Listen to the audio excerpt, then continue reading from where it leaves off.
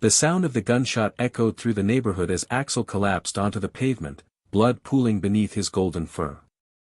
His eyes, once bright with loyalty and affection, now gazed vacantly at the sky as his breathing grew shallow. Jackson Hayes stood frozen on his front porch, the coffee mug slipping from his fingers and shattering on the concrete below. Time seemed to slow as he watched the uniformed officer lower his service weapon, a cold smile playing at the corners of his mouth. "Your dog was aggressive," the officer called out, his voice carrying no remorse. "I feared for my safety."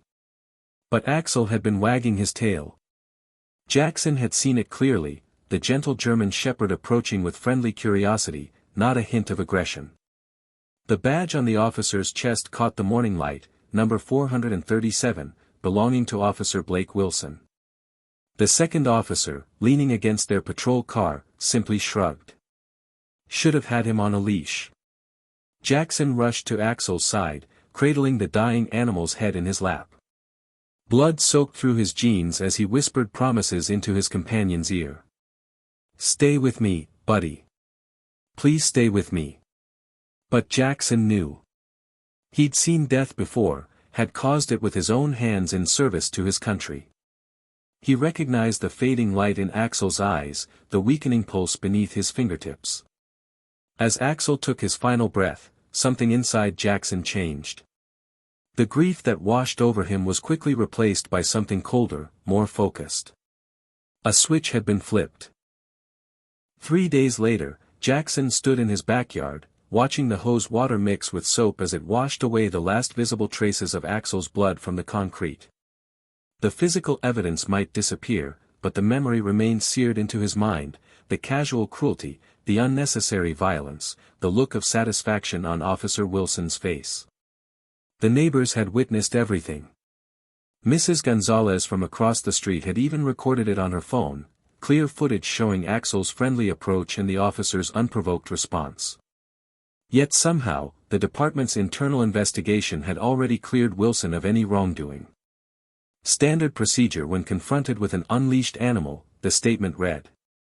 Jackson turned off the hose and stared at the wet pavement.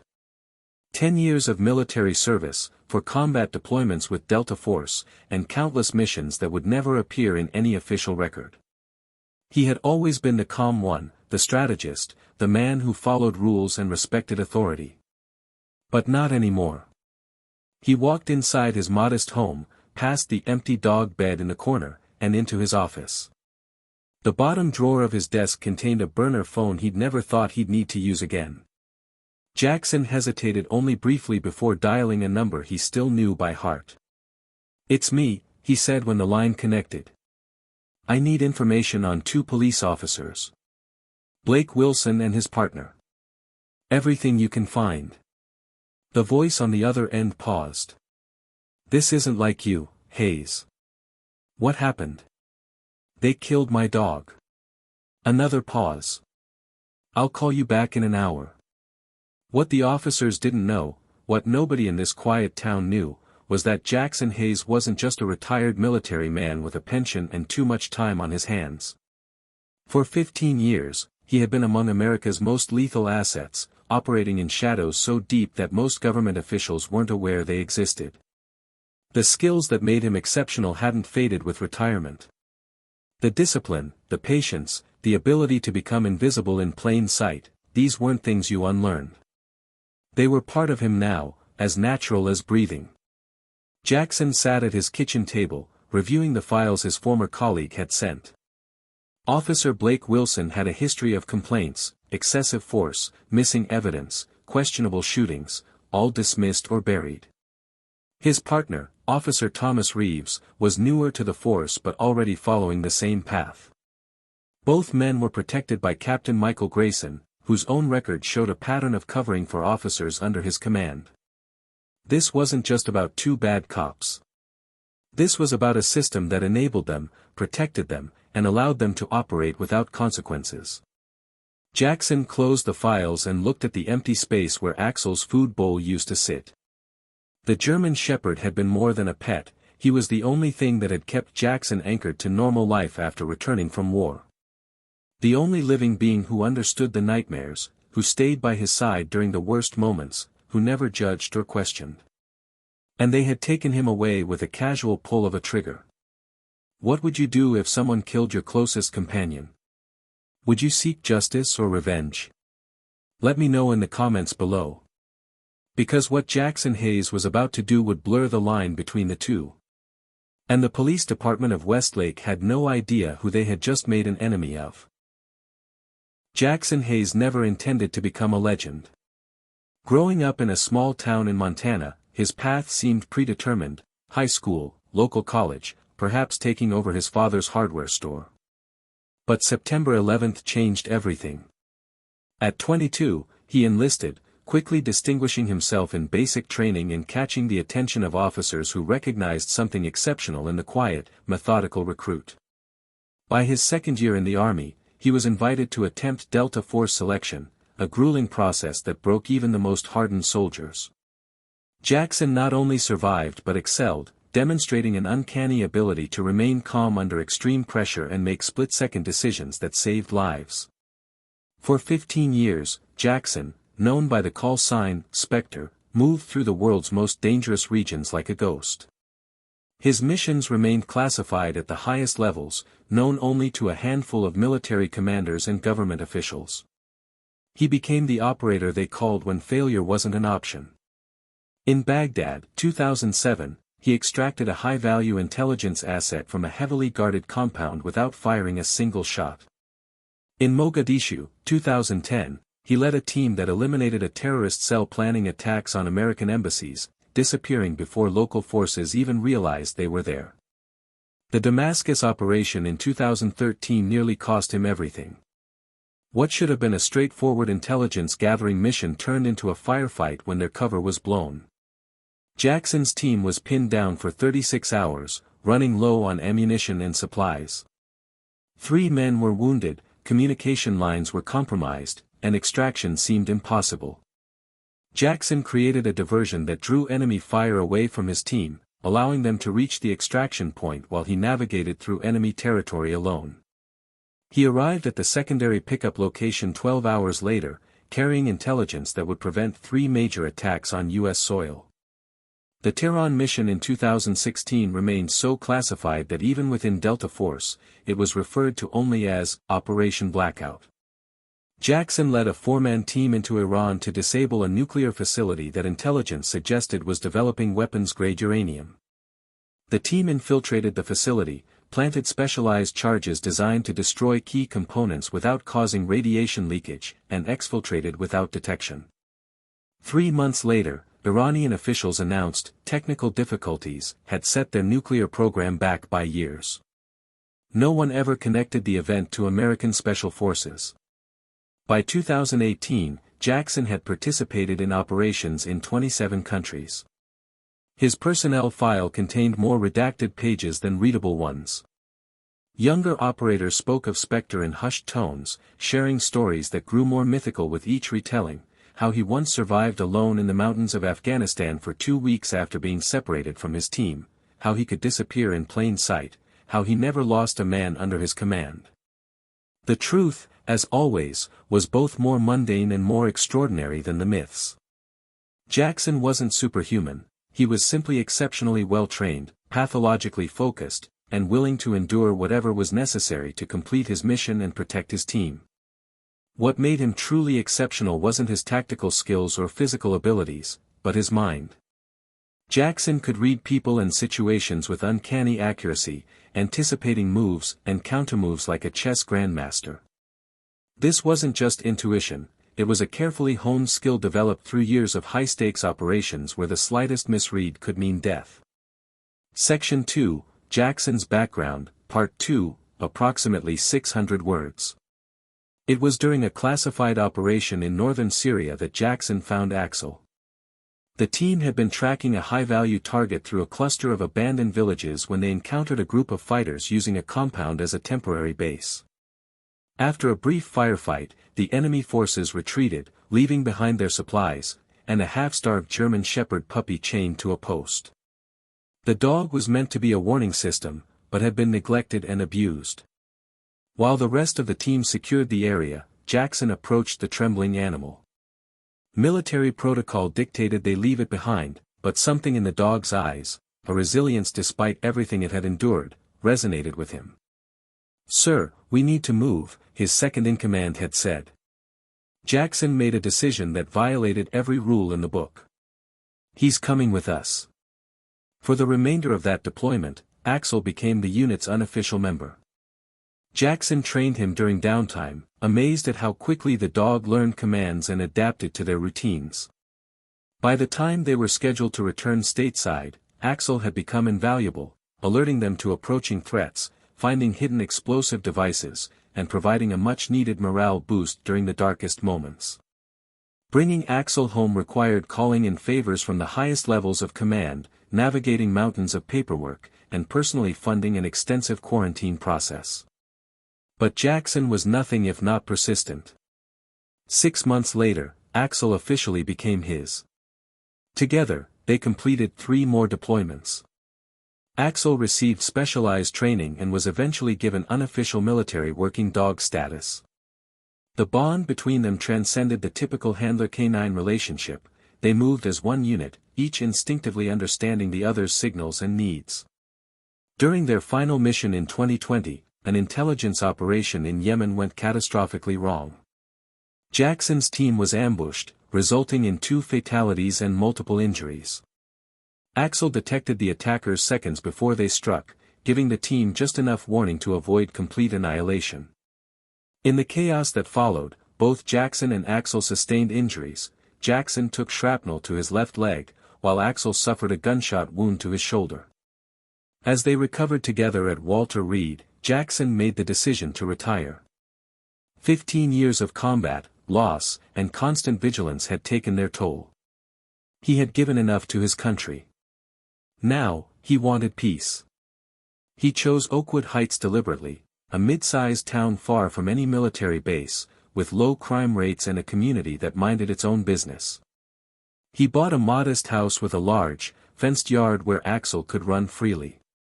For the first time in his adult life, Jackson established routines that didn't involve weapons checks or mission briefings. His neighbors knew him only as a polite, private veteran who walked his German Shepherd twice daily and occasionally helped with community projects. No one knew about the nightmares that still woke him, or how Axel would press against him during the worst episodes, grounding him in the present.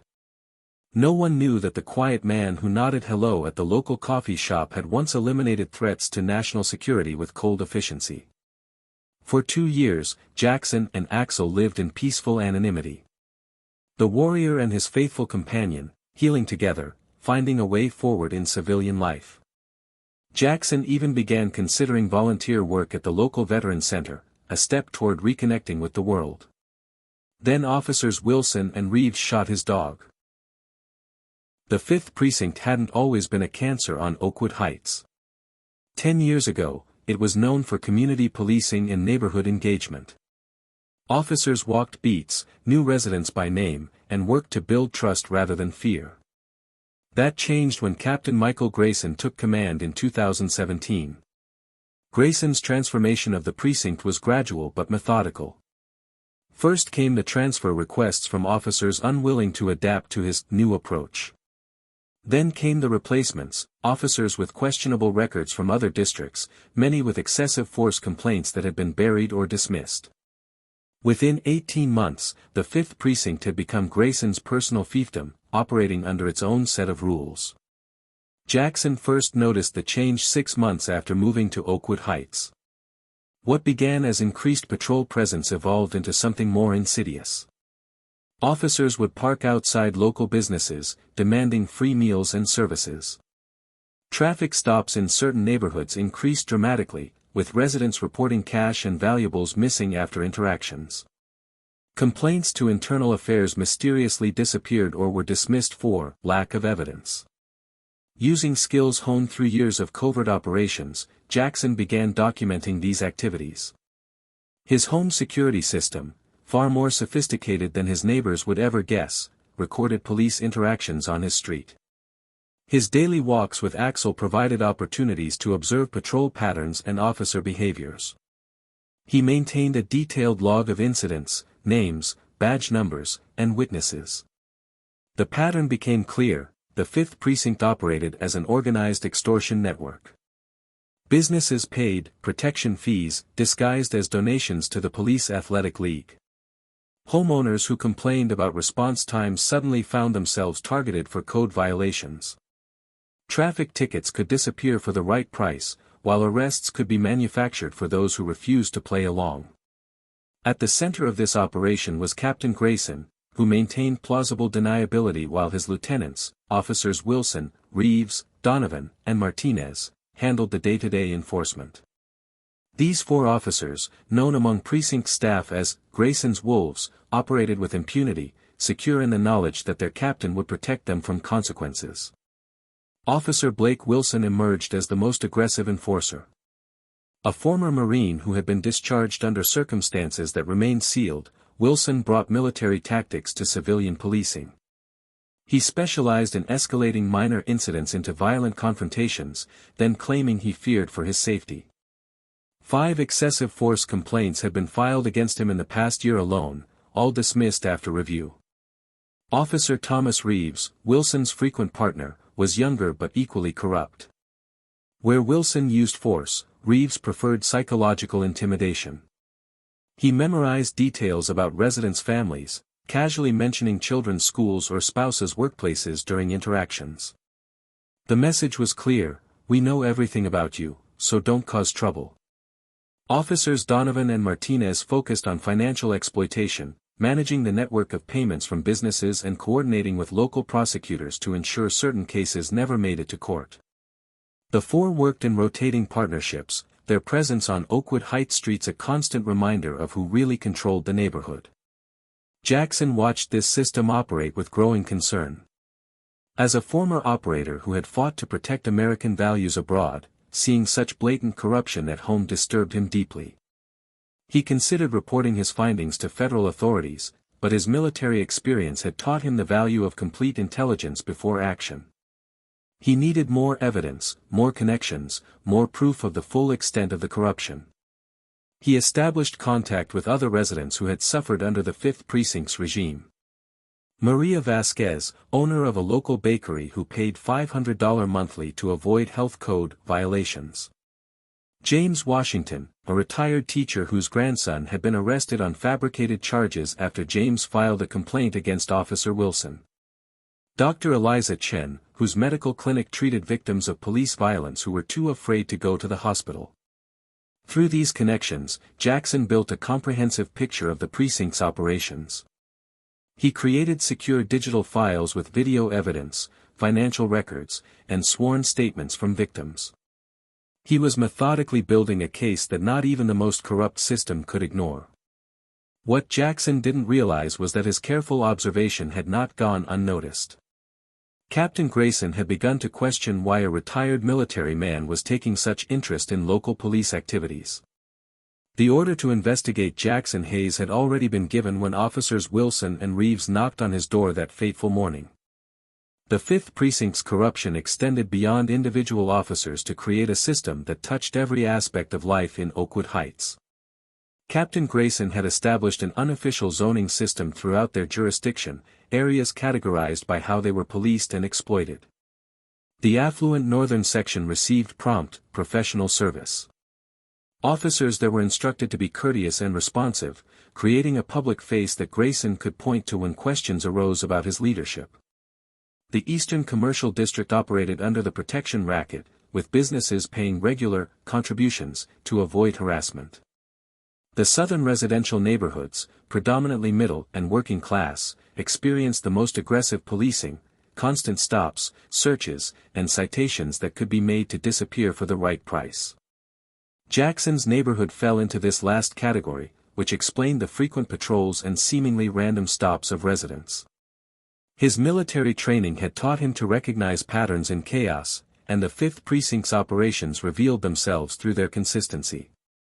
The precinct maintained its power through a carefully balanced system of fear and favor. Those who cooperated received benefits, faster response times, overlooked violations, advance notice of planned operations. Those who resisted faced escalating consequences, beginning with petty harassment and potentially ending with planted evidence or physical harm. Local government officials were either complicit or intimidated into silence. The mayor's brother-in-law received a lucrative contract to service police vehicles. 2 city council members had DUI charges mysteriously disappear from their records. The district attorney's office declined to prosecute cases involving the 5th precinct with suspicious regularity. Jackson documented it all, building files on each officer and their connections. He noted how Officer Wilson's aggressive tactics increased at month's end, suggesting quota pressures. He tracked Officer Reeves' pattern of targeting small businesses just before their quarterly tax payments were due. He mapped the correlation between Captain Grayson's property investments and areas that received increased police protection. The human cost of this corruption was what disturbed Jackson most deeply. Elderly residents afraid to leave their homes after dark. Parents teaching children to avoid police rather than seek their help. Small business owners working second jobs to pay both their taxes and their protection fees. Mrs. Gonzalez, whose security camera had captured Axel's shooting, had experienced this corruption firsthand. Her son had been arrested on manufactured drug charges after she reported Officer Donovan for demanding free groceries from her small market. The charges were dropped only after she agreed to pay $5,000 to a community safety fund controlled by the precinct. The Washington family had suffered even more severely. After James Washington filed his complaint against Officer Wilson, his grandson Tyler was arrested for possession with intent to distribute. Despite having no criminal record and working full-time while attending community college, Tyler was facing a 10-year minimum sentence based on evidence that appeared in his car during a traffic stop. The message was clear: cross the 5th precinct, and your family pays the price. Dr. Chen's medical clinic had become an unofficial documentation center for victims of police violence. She kept meticulous records of injuries inconsistent with resisting arrest claims, creating a database that showed clear patterns of abuse. When patients gave permission, she photographed their injuries and recorded their statements, though few were willing to file official complaints. "They're not just corrupt," she had told Jackson during one of their meetings. "They're systematic. They've created an alternative government where they make and enforce their own laws." The neighborhood suffering manifested in subtle ways: declining property values, businesses closing, community events canceled due to security concerns. People spoke in hushed tones when discussing the police. They looked over their shoulders before sharing stories. They warned newcomers about which officers to avoid and which routes to take home at night. Jackson had seen similar patterns in war-torn countries: civilian populations adapting to life under oppressive regimes, finding ways to survive within corrupt systems while minimizing their exposure to danger. He never expected to see these same behaviors in an American suburb. By the time Officers Wilson and Reeves arrived at his door with their fabricated noise complaint, Jackson had compiled enough evidence to potentially bring down the entire precinct. What he lacked was a secure way to deliver this information to authorities he could trust, authorities beyond Captain Grayson's influence. The shooting of Axel changed everything. Now, Jackson wasn't just a concerned citizen documenting corruption. He was a victim of it. And he would respond accordingly. The morning of May 17 began like any other for Jackson Hayes. He woke at 5:30 a.m., a habit from his military days he couldn't break. After a quick workout in his garage gym, he took Axel for their morning run, 3 miles through the neighborhood while most residents were still asleep. They returned home as the sun was rising, Jackson brewing coffee while Axel ate his breakfast. Jackson had planned a quiet day of yard work and possibly meeting with Dr. Chen to discuss new evidence she'd collected. Those plans changed at 9:17 a.m. when he heard shouting from the house next door. Eleanor Abernathy, a 72-year-old widow who had lived in the neighborhood for decades, was being confronted on her front porch by Officers Wilson and Reeves. Jackson moved to his side window, keeping out of sight while observing the interaction. Mrs. Abernathy stood in her bathrobe, clutching her house keys, as Officer Wilson loomed over her. "We've received complaints about the condition of your property, ma'am," Wilson was saying, his voice carrying across the quiet morning air. Neighbors are concerned about decreasing property values. Mrs. Abernathy's yard was immaculate, she spent hours tending her garden each week. There were no violations to cite, no legitimate complaints that could have been made. "That's ridiculous," she responded. "Who complained? I want to know who's making these accusations." Officer Reeves stepped closer. "We don't have to disclose that information. Now, we can write you up for multiple code violations, or you can make a donation to our community outreach program." Jackson recognized the script. He documented similar shakedowns throughout the neighborhood. Mrs. Abernathy, however, wasn't intimidated. "This is extortion," she said firmly. "I'm calling my son. He's an attorney." Officer Wilson's demeanor changed instantly. He placed his hand on his weapon. "Are you threatening an officer, ma'am?" "That sounds like threatening an officer to me." "What do you think, Reeves?" "Definitely threatening," Reeves agreed, reaching for his handcuffs. "Maybe we should take her in, let her cool off in a cell." Mrs. Abernathy's voice trembled as she backed toward her door. "I didn't threaten anyone. Please leave my property." Axel, sensing Jackson's tension, had moved to the window. When Mrs. Abernathy's voice rose in fear, he began barking, a deep, protective sound directed at the officers harassing an elderly woman. The officer's head snapped toward Jackson's house. Wilson immediately unholstered his weapon, while Reeves spoke into his radio. "We've got a potentially aggressive dog at the neighboring property. Requesting backup." Jackson moved quickly to his front door, calling Axel to his side. "Stay," he commanded firmly, then stepped onto his porch. "Officers, is there a problem?" Wilson turned, his weapon still drawn. "Control your animal, sir. We're responding to multiple complaints about an aggressive dog in the neighborhood." "My dog is secured on my property," Jackson replied calmly. "And he only barked because you're frightening my neighbor." Mrs. Abernathy seized the opportunity to retreat inside her home, closing and locking her door. Wilson's face flushed with anger at losing his target. "We need to see some ID," Reeves demanded, approaching Jackson's property line. "And that dog needs to be leashed, even in your yard." "That's city ordinance." It wasn't city ordinance. Jackson knew every relevant law concerning pet ownership in Oakwood Heights. But he recognized the escalation tactics. They were creating a pretext, manufacturing a confrontation. "I'll get my ID," Jackson said, turning toward his door. "Axel, come." The German Shepherd obediently followed Jackson inside. Jackson grabbed his wallet from the counter, then paused, making a split-second decision to activate the exterior cameras he'd installed throughout his property. Whatever was about to happen, he wanted it documented.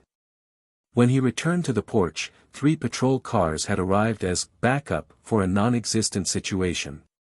6 officers now stood at the edge of his property, including officers Donovan and Martinez. This wasn't a random incident, this was targeted intimidation. "Here's my ID," Jackson said, holding up his driver's license but not approaching the officers. "Now, may I ask what specific complaint you're responding to?" "We've had reports of an aggressive German Shepherd matching your dog's description," Wilson stated. "Apparently it's been threatening children in the area." Jackson kept his expression neutral despite the obvious lie. "That's interesting, considering Axel is never outside without me, and there haven't been any children on this street this morning. Are you calling us liars?" Wilson took a step onto Jackson's property. "Because that would be a mistake." "I'm simply stating facts," Jackson replied, maintaining his calm demeanor despite the growing tension. "If you have a legitimate complaint, I'd like to know the details." Officer Reeves joined Wilson on Jackson's property, both men moving with deliberate intimidation in their posture. "Your dog needs to be secured while we investigate. Put him on a leash. Now." Inside the house, Axel remained where Jackson had commanded him to stay, watching through the screen door. He wasn't barking or showing any signs of aggression, just observing with the alert attention characteristic of his breed.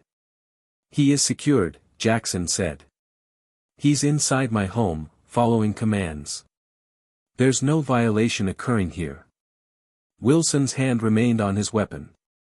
That screen door doesn't look very secure to me. One push and that animal could attack.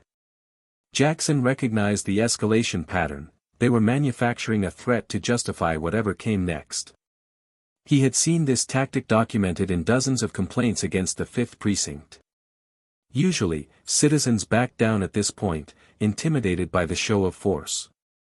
Jackson wasn't most citizens. "Officers, I understand you have a job to do," he said, his voice level. "But I'm going to ask you to step off my property unless you have a warrant or probable cause of an actual crime." Wilson's face hardened. "You one of those sovereign citizen types? Think you know the law better than actual law enforcement?" "No, sir. Just a homeowner who knows his rights." What happened next occurred with practiced precision. Officer Reeves accidentally bumped into the screen door, causing it to swing open. Axel, startled by the sudden movement, took 2 steps forward onto the porch, still not barking, still not aggressive, merely responding to the changed situation. "Gun!" Wilson shouted, though no weapon was present. "Dogs attacking!" Jackson moved to grab Axel's collar, but before he could reach him, Wilson fired 3 shots. The first hit Axel in the chest, the second in his neck, and the third went wide, embedding in Jackson's front door. Axel made no sound as he collapsed. One moment he was standing, alert and alive, the next, he was on the porch boards, blood pooling beneath him, his eyes finding Jackson's in confusion and pain. "No." Jackson dropped to his knees beside his companion, hands pressing against wounds that were pumping out too much blood too quickly. "What have you done?" He wasn't threatening anyone. The other officers had drawn their weapons now, all pointed at Jackson. Officer Martinez was already speaking into his radio, "Shots fired, aggressive animal neutralized, owner potentially hostile." Officer Wilson holstered his weapon with practiced casualness. "Dog charged me when the door opened. Clear case of self-defense." Jackson cradled Axel's head, feeling the life draining from his companion with each weakening heartbeat. The German shepherd's breathing grew labored, his once bright eyes clouding with pain and confusion. Jackson whispered to him, promises he couldn't keep about everything being okay, about getting him help. "You need to step away from the animal, sir," Reeves ordered. "For your safety." "My safety?" Jackson looked up, a cold fury building behind his carefully maintained composure. "You just shot my dog for no reason." "That animal was aggressive and unsecured," Wilson stated flatly for the benefit of the other officers present. "I responded according to department policy." Axel's body shuddered once, twice, and then went still. Jackson felt the exact moment his companion died, the subtle relaxation of muscles, the final exhale that wasn't followed by another breath. In 15 years of combat, Jackson had seen death countless times, had caused it when necessary. None of those moments compared to the hollow ache that opened within him now. "You'll need to clean this up," Officer Donovan said, gesturing to the blood spreading across the porch. "Health hazard." The casual cruelty of the statement hung in the air. No apology, no remorse, not even the pretense of regret for taking a life unnecessarily. Just the expectation that Jackson would clean up the mess they had made and accept what had happened. "We'll need a statement from you," Reeves added, pulling out a notepad. "Just confirming that the dog broke containment and acted aggressively." Jackson looked up at the circle of officers, at their indifferent faces, at Wilson's barely concealed satisfaction. In that moment, something fundamental shifted within him. The disciplined soldier who had always followed rules, who had built his evidence methodically with the intention of working within the system, made a different calculation. "Get off my property," he said quietly. "Now." After burying Axel in the backyard beneath his favorite oak tree, Jackson sat alone in his empty house. The silence was deafening. No clicking of nails on hardwood floors. No gentle snoring from the dog bed in the corner. No warm weight leaning against his leg as he read in the evening. He moved through the rooms like a ghost, picking up reminders of his companion, the worn tennis ball by the back door, the half-empty bag of treats in the kitchen, the leash hanging on its hook. Each item unleashed a flood of memories: Axel swimming in the lake during their weekend hikes, Axel greeting him with boundless joy after a trip to the grocery store, Axel pressing against him during thunderstorms, offering comfort despite his own fear of loud noises. For 2 days, Jackson didn't leave the house. He didn't answer his phone. He sat in his living room, staring at the empty space where Axel should be, replaying the shooting in his mind. Could he have prevented it? Should he have anticipated the officer's tactics? The rational part of him knew there was nothing he could have done differently. The 5th Precinct had executed a deliberate plan to provoke an incident. But rationality offered little comfort against the hollow ache in his chest. On the 3rd day, his doorbell rang. Jackson ignored it until a familiar voice called through the door. "Hayes, open up. We know you're in there." Jackson opened the door to find 3 men on his porch: Miguel Ortiz, David Chen, and Kyle Washington. His former Delta Force team members, the men who had fought alongside him in the world's most dangerous places. They stood shoulder to shoulder, faces grim with concern. "How did you know?" Jackson asked. "Mrs. Gonzalez contacted us," Miguel explained. "She found my information in that emergency contact list you gave her when you moved in. Smart woman, she knew something was wrong when you didn't come out for 2 days." They entered without waiting for an invitation, moving through his house with the coordinated efficiency of men who had operated together for years. David headed to the kitchen to prepare food. Kyle secured the perimeter, checking windows and doors. Miguel guided Jackson to the couch and sat across from him. "We know what happened," Miguel said quietly. "Mrs. Gonzalez showed us the video." "I'm sorry about Axel." Jackson nodded, unable to form words around the lump in his throat. "What do you need?" Miguel asked simply. "I don't know," Jackson admitted, his voice rough from disuse. "I haven't been thinking clearly." "That's why we're here," David called from the kitchen, where the smell of cooking food began to fill the house. "You don't have to think clearly right now. That's our job." Kyle returned from his security check and sat beside Miguel. "We've reviewed the situation. This precinct has been operating like a criminal organization for years. Your documentation is thorough, typical Hayes precision." "It wasn't enough," Jackson said bitterly. "All that evidence, and they still walked onto my property and killed Axel without consequences." "The system failed," Miguel acknowledged.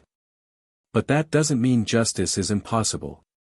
They ate together, the 4 of them around Jackson's kitchen table, falling into the familiar rhythm of men who had shared countless meals in far more dangerous circumstances.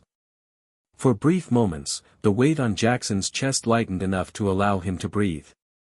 After dinner, they talked strategy. Not revenge, though all 3 men had offered their services for that purpose without hesitation, but justice. Real justice that would dismantle the corrupt system rather than simply punishing individual officers. "Axel saved me," Jackson told them as night fell. "When I came back, I couldn't sleep. Couldn't connect with people. Couldn't figure out how to exist in a world where I wasn't constantly in danger." He looked at the empty dog bed in the corner. "He gave me a purpose. A reason to establish routines. A living being who needed me to be present and functional." His friends nodded, understanding in ways that only those who had experienced combat could. "Have you ever lost someone who helped you through your darkest times? How did you handle that grief? Share your experience if you're comfortable." By morning, Jackson had made his decision. The rage that had threatened to consume him had crystallized into something colder and more focused. He wouldn't seek revenge. That would only perpetuate the cycle of violence and give the corrupt officers exactly what they wanted: justification for their actions. "I'm going to take down the entire precinct," he told his team as dawn broke. "Not with violence, but with the truth. Every corrupt deal, every abuse of power, every illegal action, exposed in ways they can't ignore or cover up. Miguel, David, and Kyle exchanged glances, then nodded in unison. "We're with you," Miguel said simply. "What's the plan?" Jackson looked at the photo of Axel on his mantle, the German shepherd alert and proud in the sunlight. "We're going to bring them justice. The kind that honors what Axel stood for: loyalty, protection, and doing what's right even when it's difficult." Within 48 hours of his team's arrival, Jackson's home transformed into an operations center that would have impressed military intelligence officers. The dining room became their command post, walls covered with maps of Oakwood Heights marked with patrol routes, officer residences, and known corruption hotspots. The spare bedroom converted into a surveillance equipment hub, filled with monitors, recording devices, and communication systems that Miguel had borrowed from contacts who didn't ask questions. Jackson Hayes disappeared. In his place, Spectre emerged, the methodical, patient operative who had gathered intelligence in the world's most hostile environments. The grief remained, a constant ache beneath his sternum, but now it fueled his focus rather than clouding it.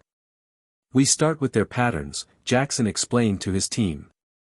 "Every corrupt system has routines, predictable behaviors that make it efficient. We identify those patterns, then exploit them." The team divided responsibilities according to their specialties. Kyle, the team's former communications expert, established a secure network that couldn't be traced or hacked by local law enforcement. David, who had specialized in technical surveillance, installed miniature cameras at strategic locations throughout the neighborhood, traffic intersections, business entrances, alleyways frequently used by patrol officers. Miguel, the team's former second-in-command, coordinated with trusted community members, Mrs. Gonzalez, Dr. Chen, and others who had suffered under the 5th Precinct's regime. These civilians became their eyes and ears, reporting officer movements and interactions through encrypted channels. Jackson oversaw it all, applying the analytical skills that had made him legendary within Delta Force. He established surveillance rotations, ensuring that key locations and individuals were monitored 24/7. He created protocols for information gathering that prioritized evidence collection over intervention. They weren't there to stop individual acts of corruption but to document the entire system. "We need to understand their hierarchy," Jackson told his team on day 3. "Not just the official chain of command, but the real power structure. Who gives orders? Who collects money? Who enforces discipline within their ranks?" The first week revealed the outer layer of corruption. Officer Wilson and Reeves conducted most of the direct intimidation, visiting businesses for their contributions, and harassing residents who had filed complaints. Officers Donovan and Martinez handled evidence manipulation and coordinated with other precincts when necessary. Captain Grayson rarely left the station but received regular visits from all 4 officers, typically after collection rounds. By the second week, they had mapped the financial structure. Local businesses made payments every first and third Tuesday. Cash was collected by Wilson or Reeves, then delivered to Officer Martinez, who managed the money. Every Friday, Martinez visited Captain Grayson's home with a black duffel bag, presumably containing the week's proceeds. "They're careful with the money," David noted during their evening briefing. "No electronic transfers, no bank deposits we can track. Follow Martinez after he leaves Grayson's house," Jackson instructed. "The money has to go somewhere." The surveillance operation expanded beyond Oakwood Heights.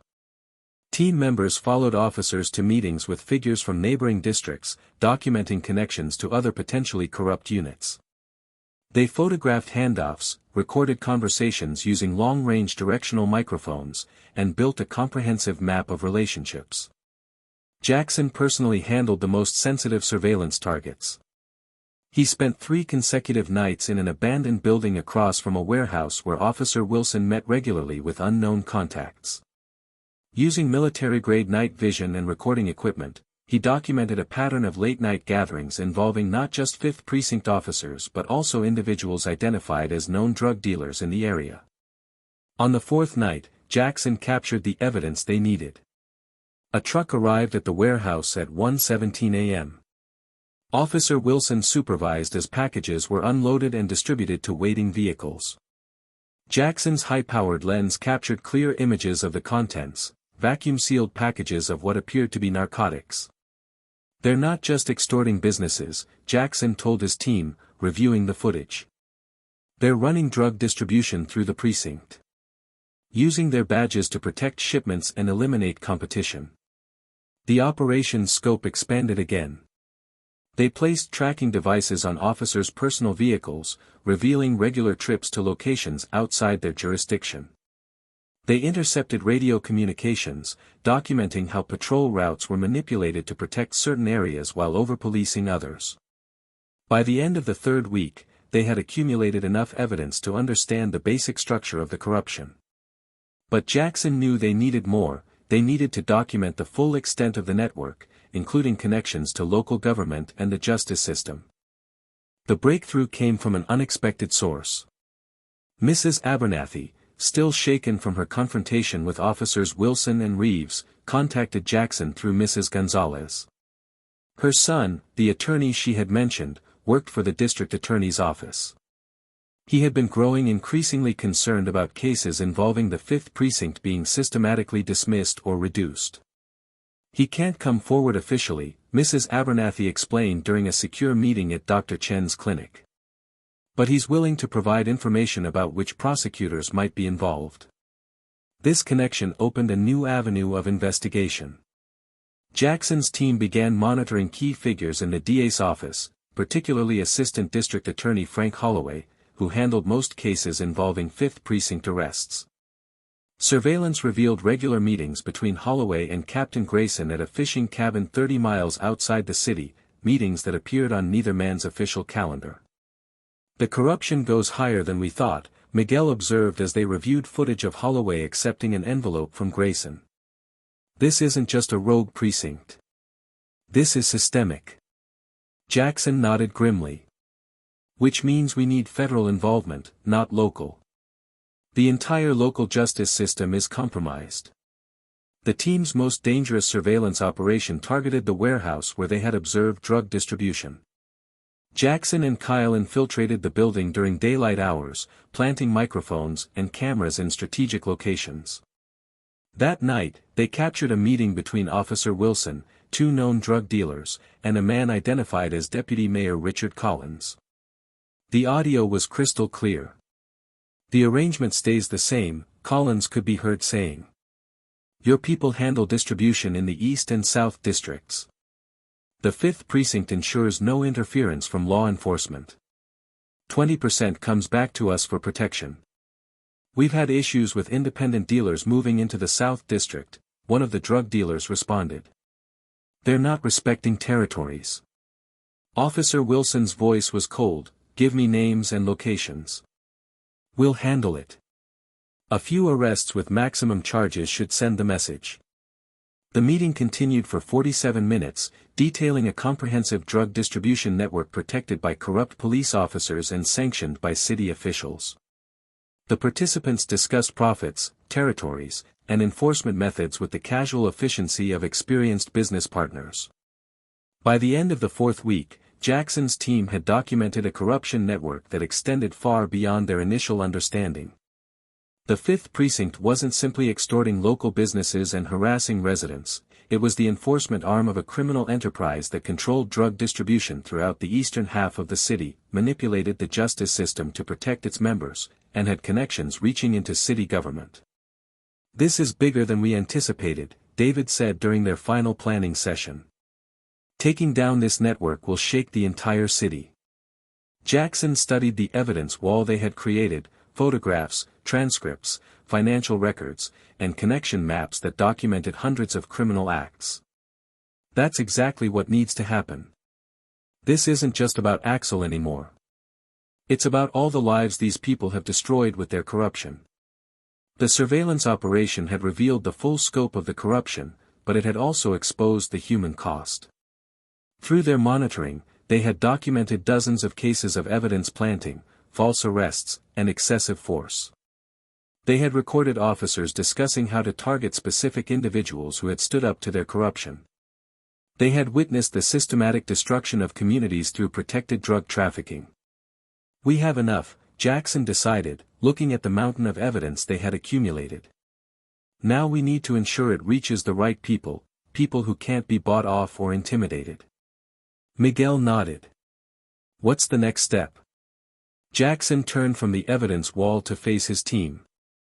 We package everything, all the surveillance footage, financial records, recorded conversations, and prepare multiple delivery methods to ensure it can't be intercepted or buried. Then we identify federal authorities who are beyond the reach of this network. And if they come after you?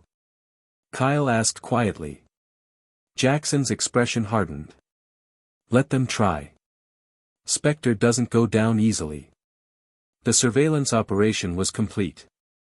Now came the most dangerous phase, exposing the truth and bringing down a corrupt system that had operated with impunity for years. A system that had taken Axel's life as casually as swatting a fly. A system that was about to learn the cost of making an enemy of a man who had spent his life hunting targets far more dangerous than corrupt police officers. Jackson chose the meeting location carefully, a coffee shop in the neighboring county, well outside the jurisdiction of anyone connected to the 5th Precinct. He arrived 2 hours early, securing a corner table with clear sightlines to all entrances and exits. Miguel positioned himself across the street, monitoring for surveillance, while David and Kyle remained mobile, circling the area to detect any unusual activity. FBI Special Agent Diana Harlow arrived precisely on time, alone as requested. Jackson had vetted her thoroughly, 22 years with the Bureau, specializing in public corruption cases, with a reputation for integrity that even her critics acknowledged. Most importantly, she had no connections to Oakwood Heights or its power structures. Mr. Hayes, she said, sliding into the seat across from him. You mentioned evidence of police corruption. That's a serious claim. It's more than a claim. Jackson placed a sealed envelope on the table. Inside is a flash drive containing a sample of what we've gathered. Approximately 5% of our total evidence. Agent Harlow raised an eyebrow. 5%. The full package includes over 200 hours of surveillance footage, financial records documenting nearly $3 million in illegal payments, and evidence of a drug distribution network operating under police protection. She opened the envelope carefully, examining the drive without touching it. And you gathered all this yourself? With assistance. Military assistance, I'm guessing.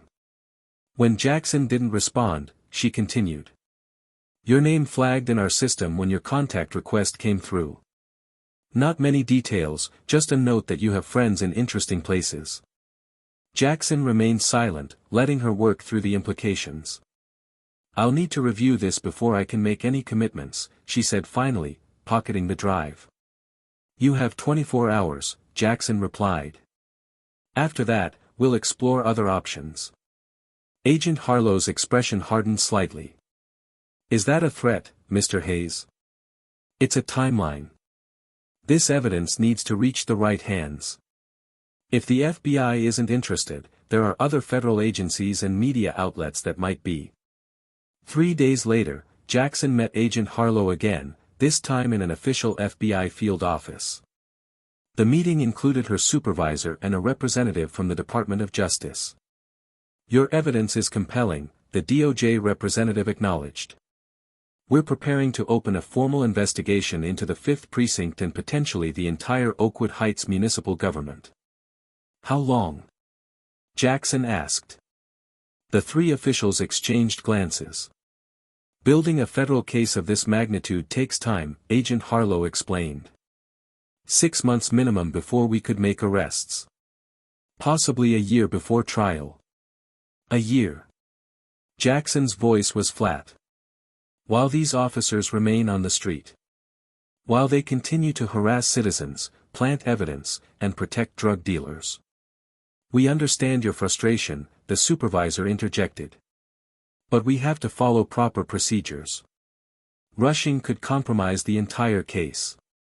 As Jackson left the building, his secure phone vibrated with a message from an encrypted number he recognized, eyes on situation. Proceed as needed. Resources available. G. General Grant, his former commander, was watching. The message was clear: official channels were being pursued, but Jackson had unofficial support if necessary. That evening, Jackson gathered his team to relay the FBI's response.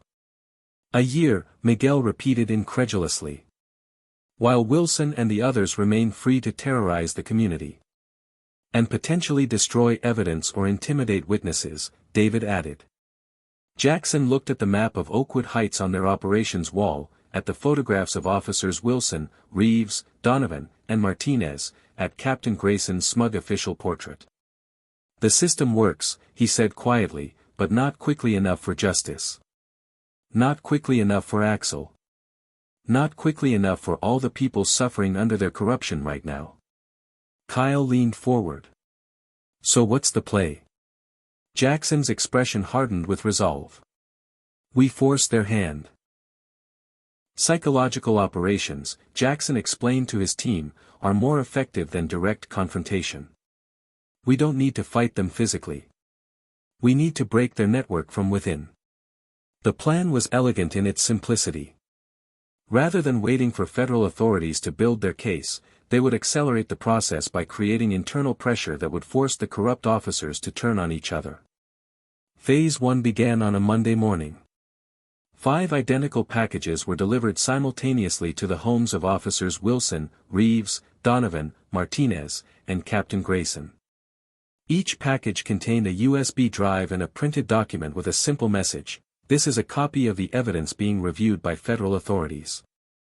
You have 48 hours to resign before it becomes public. This offer will not be extended to the second person who resigns." The USB drives contained carefully selected evidence specific to each recipient, footage of their individual crimes, transcripts of their incriminating conversations, and financial records documenting their participation in the corruption. Most importantly, each package included evidence that implicated the others, creating the impression that their colleagues might be cooperating with authorities. "The first domino will fall within 24 hours, Jackson predicted. "They'll panic, contact each other, and begin to suspect betrayal." He was right. By that evening, their surveillance showed all 5 targets had gathered at Captain Grayson's house for an emergency meeting. The directional microphones captured heated arguments, accusations, and denials. The unified front was already cracking. Officer Martinez resigned the next morning, citing personal reasons. As the financial manager of the operation, he had the most to lose and the clearest paper trail connecting him to the corruption. His resignation triggered exactly the reaction Jackson had anticipated. The remaining officers began to view each other with increasing suspicion. Phase 2 targeted the broader network. Anonymous tips were called into local news stations about specific drug deals happening under police protection. When patrol officers from other precincts responded, they found exactly what the tips had described, creating embarrassing situations that the 5th Precinct Command had to explain. Simultaneously, evidence packages were delivered to the business owners who had been paying protection money, with a simple note: "You are no longer required to make payments. Federal authorities are building a case. Those who cooperate early will be treated with leniency." The protection money dried up overnight. Business owners, seeing an opportunity to escape the extortion without consequences, stopped paying. Some even filed formal complaints, emboldened by the implied federal protection. "The financial pressure is working," Miguel reported after a week. "Our surveillance shows they've missed 2 collection cycles. The dealers are getting nervous about their protection arrangements." Officer Donovan resigned next, followed quickly by Officer Reeves. Both cited family reasons and declined to comment to increasingly curious local reporters who had begun to notice the pattern of departures from the 5th Precinct. Captain Grayson held a press conference denouncing unfounded rumors about his precinct and promising to maintain the highest standards of professional conduct. The same day, Jackson's team leaked selected evidence to 3 different journalists known for their integrity and persistence. The resulting news stories stopped short of making direct accusations but raised serious questions about patrol patterns, arrest statistics, and the precinct's relationship with areas known for drug activity. The public pressure intensified. Only Officer Blake Wilson remained defiant, continuing his patrol duties and even increasing his harassment of local residents as if to demonstrate his immunity. He was the one who had shot Axel, and his arrogance suggested he believed himself untouchable. "Wilson is the key," Jackson told his team. "Break him, and the entire system collapses." Phase 3 focused exclusively on Wilson. Jackson compiled a comprehensive dossier on the officer's activities, not just his corruption, but his personal life, his finances, his relationships. The surveillance revealed a man living well beyond his official salary, with gambling debts to dangerous people and a pattern of domestic disturbances that had been systematically removed from police records. Rather than sending this evidence to Wilson, Jackson delivered it to the people Wilson feared most, his creditors, his in-laws, and the internal affairs officer who had been pressured to bury previous complaints against him. The effect was immediate and devastating. Wilson's personal life imploded as his protected secrets became public knowledge. His creditors demanded immediate payment, his wife filed for separation after learning of his affairs, and internal affairs reopened 3 previously dismissed cases against him. Cornered and desperate, Wilson made the mistake Jackson had been waiting for. He reached out to Deputy Mayor Collins, demanding help and protection in a phone call captured by the surveillance equipment still monitoring both men. The recorded conversation was damning. Wilson explicitly referenced their drug distribution arrangement, the protection payments, and the involvement of Captain Grayson and Assistant DA Holloway. He threatened to take everyone down if he didn't receive immediate assistance. This final piece of evidence was delivered simultaneously to Agent Harlow at the FBI, the State Attorney General's office, and 3 national news organizations. Within hours, federal agents were executing search warrants at the 5th Precinct, City Hall, and the homes of all involved parties. Captain Grayson was arrested leaving his house with a suitcase full of cash and fake identification. Deputy Mayor Collins was taken into custody at the airport, attempting to board a flight to a non-extradition country. Assistant DA Holloway surrendered himself after his own office filed charges against him. Officer Blake Wilson, the man who had killed Axel without hesitation or remorse, was arrested at his sister's apartment where he had been hiding. The charges against him included corruption, drug trafficking, evidence tampering, civil rights violations, and, added specifically by Agent Harlow after reviewing the complete evidence, animal cruelty resulting in death. Jackson watched the arrests from a distance, his team beside him as the operation they had meticulously planned reached its conclusion. In just 3 weeks, they had dismantled a corruption network that had operated with impunity for years. They had done it without firing a shot, without breaking a single law, using only intelligence, strategy, and the corrupt officers' own fear and mistrust against them. "Is it enough?" Miguel asked quietly as they watched Wilson being placed in a federal transport vehicle. Jackson thought of Axel, of the justice he had promised his loyal companion. "It's a start," he said. 6 months after the arrests, Jackson stood on the courthouse steps watching as reporters swarmed around Agent Harlow. The federal indictments had been comprehensive, 27 individuals charged in a corruption case that had shocked the nation. The former officers of the 5th Precinct had received the harshest sentences, with Blake Wilson facing 20 years without parole after being convicted on all counts, including the animal cruelty charge that the prosecutor had specifically highlighted during the trial. "The evidence in this case was extraordinary," Agent Harlow told the assembled press. "It's rare to see such meticulously documented corruption. This case should serve as a warning to any public official who betrays their oath." She didn't mention Jackson or his team. Their involvement remained officially unacknowledged, though Harlow had privately expressed her gratitude for their work. The FBI had taken full credit for the investigation, which suited Jackson perfectly. He had never sought recognition. Oakwood Heights itself was undergoing transformation. The police department had been placed under federal oversight, with a complete restructuring of command and new training protocols implemented. Community oversight boards had been established, giving residents a voice in law enforcement policies for the first time. Businesses were thriving without the burden of protection payments, and neighborhoods once abandoned to drug activity were seeing renewed investment. The memorial for Axel drew a larger crowd than Jackson had anticipated. He had chosen a quiet spot in the community park, planting a young oak tree with a simple stone marker at its base. The inscription read only, "Axel, loyal companion, justice served." Mrs. Gonzalez organized the gathering, bringing together many of the residents who had suffered under the corrupt precinct and now understood the role Jackson had played in their liberation. They brought flowers, dog treats, and handwritten notes of gratitude. Children placed small toys around the memorial, and several people brought their own dogs, creating an impromptu celebration of the bond between humans and their canine companions. As the crowd dispersed, Jackson noticed a distinguished older man watching from a distance. General Grant approached only when the others had left. "You did good work here, Spectre," the general said, using Jackson's old call sign. "Different battlefield, same principles. Thank you for the support, sir." The general nodded toward the memorial. "Sometimes the most important missions aren't the ones we're assigned. They're the ones we choose." He handed Jackson a business card with only a phone number printed on it. "When you're ready, there are other communities facing similar situations.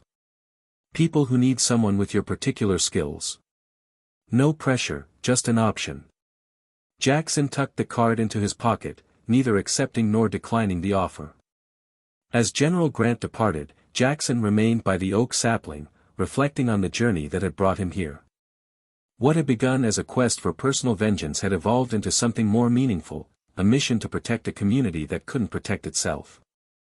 The skills he had honed in combat zones across the world had found a new purpose. The strategic thinking, the patience, the ability to gather intelligence and identify vulnerabilities, all of it had served to dismantle corruption rather than enemy combatants. There was a certain symmetry to it that brought him peace. The young oak tree would grow strong over the years, its roots spreading deep into the soil of Oakwood Heights, its branches providing shade for generations to come. Like the community itself, it would flourish now that the shadow of corruption had been lifted. Jackson had chosen an oak deliberately, a symbol of strength, endurance, and rebirth. Axel's memory would live on not just in Jackson's heart but in the renewed community his death had inadvertently helped create. What do you think about Jackson's approach to justice? Would you have handled things differently? And where are you watching from? Has your community ever faced similar issues with law enforcement? As the sun began to set, casting long shadows across the park, Jackson realized he had found something he thought he'd lost forever in the deserts and mountains where he had spent his military career, a sense of purpose, of belonging to something larger than himself. The shadow operative had stepped back into the light, using his training not to eliminate enemies but to protect the vulnerable. In the end, it wasn't about revenge. It was about responsibility, the responsibility each person has to stand against corruption and injustice, to use whatever skills they possess to protect their community. One person, properly trained and absolutely determined, could indeed make a difference. If you found value in Jackson's story, please hit that subscribe button and share this video with others who might be inspired by it. Remember, true justice isn't found in the shadows of vengeance but in the light of community transformation. Sometimes, it takes a specter to show us the way back to the light.